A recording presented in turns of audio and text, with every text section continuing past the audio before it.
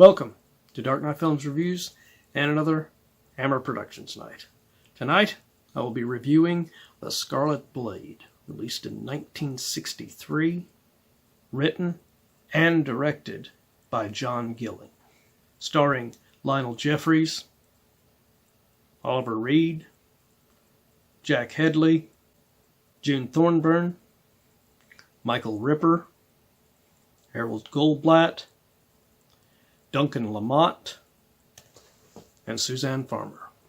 Now, this film to me felt almost like a Robin Hood style story, because the title character, the Scarlet Blade, is a man named Edward Beverly, played by Jack Hedley, who is a nobleman who ends up turning to rebel after a Colonel Judd turns on his king and begins rounding up any that are loyal to the king. And Colonel Judd is played by Lionel Jeffries. Very well done in his performance here. And his daughter, Claire, played by June Thorburn, she doesn't believe in what her father has done, as she believes that he has just taken the money from those who are siding against the king, and that he's betrayed the king and turned his back on him. So she's siding basically with the Scarlet Blade in this story. So it's almost like a Maid Marian, Robin Hood kind of a thing there. But you do have a little caveat in here that you don't have in Robin Hood.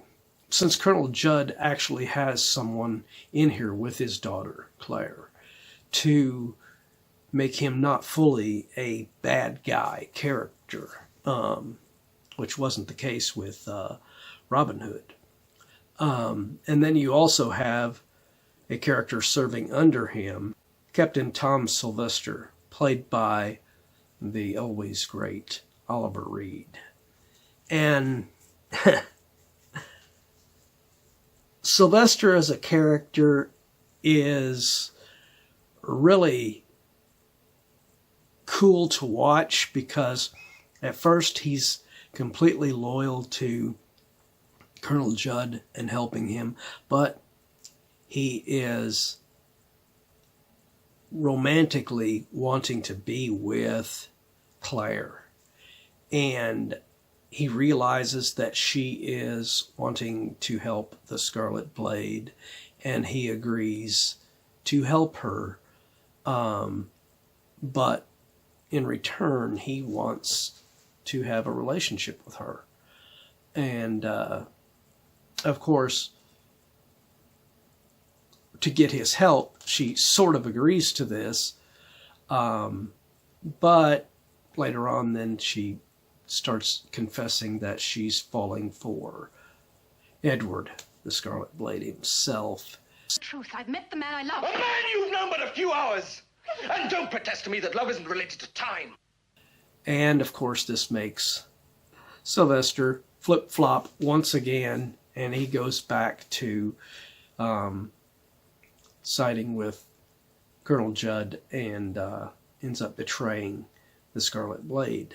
So he flip-flops all over the place throughout the film. One minute he's loyal this way, one minute he's loyal this way, but he's not ever really loyal to any particular side. So it just made Oliver Reed's character just such a interesting character to watch in here. Jack Hedley, I have never seen him in anything before, but he was really good as Edward Beverly / the Scarlet Blade.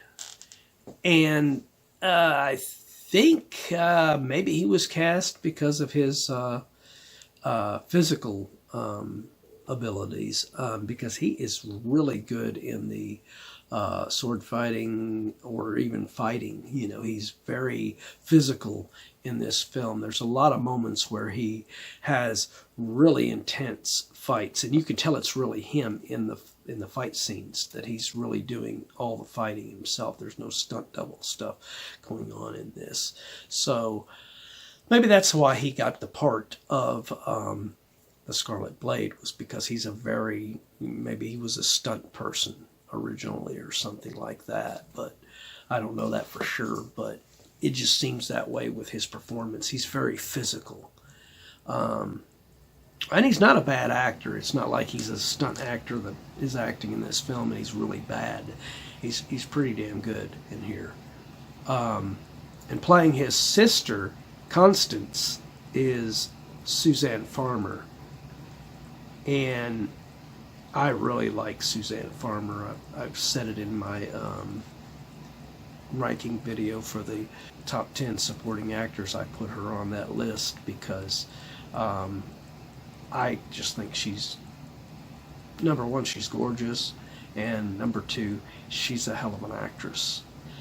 So her playing Constance Beverly in here, she doesn't get as big a part as what Claire does in this, but she's really good in the scenes she's in as Constance in here.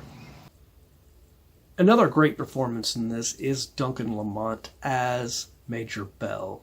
And whereas Lionel Jeffries, Colonel Judd, has that balance of Claire to make him not so much a fully bad guy, Major Bell is completely unlikable from the start, and there is nothing redeemable about him as a character. And you know that you know, Duncan Lamont plays him perfectly in that respect, to where he makes you really despise him and not want him to succeed in what he's doing.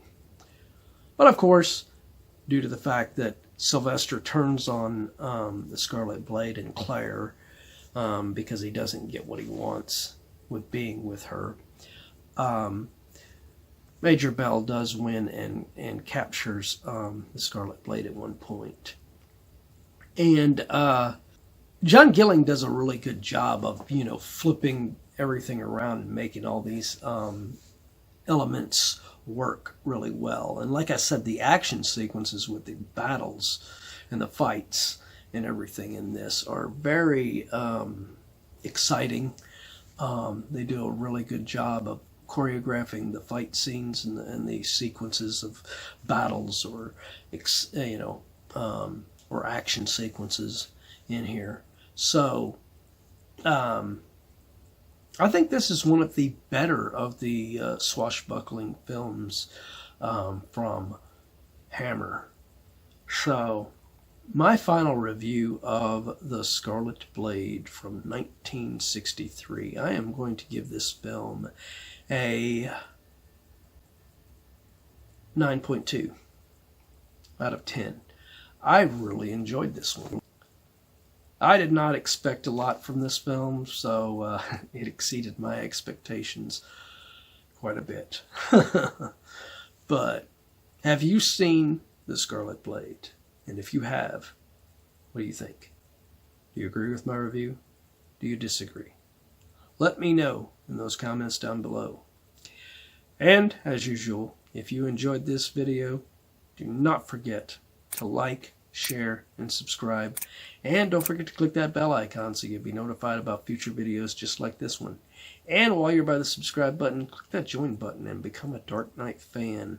We have a post right there on the Dark Knight Fans Plus area. If you are a Plus member, you can actually request any review for a movie, TV show, or even a ranking video for me to do on the channel. And when I do it, it'll go up exclusively in the Plus area temporarily before it goes live for everyone else to see. So really great way for you guys to interact. So if you haven't done that yet and want to do something like that, now's the perfect time. Well, that's it for another Hammer Productions night. If you missed last week's Hammer Productions night, check out the link up here to get caught up on that one. Or if you missed any of the other Hammer Productions night, be sure and check out the playlist right here to get caught up on any of them that you have missed.